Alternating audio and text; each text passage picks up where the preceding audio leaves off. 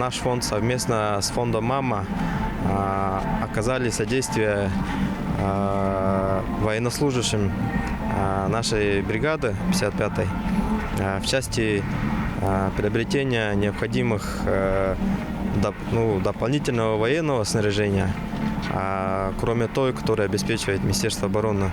Также мы добровольцам, которые отправлялись на зону специальной военной операции, обеспечивали всем обмундированием. Всего куплено квадрокоптеров, это более 10 штук, комплект раций 250 штук, дизельных генераторов около 9 штук, термобелье в комплекте более 400. Призывая субъектов предпринимательства, а также неравнодушных граждан оказать содействие фонду в виде перечисления пожертвований для обеспечения военнослужащих и мобилизованных граждан всем необходимым обмундированием.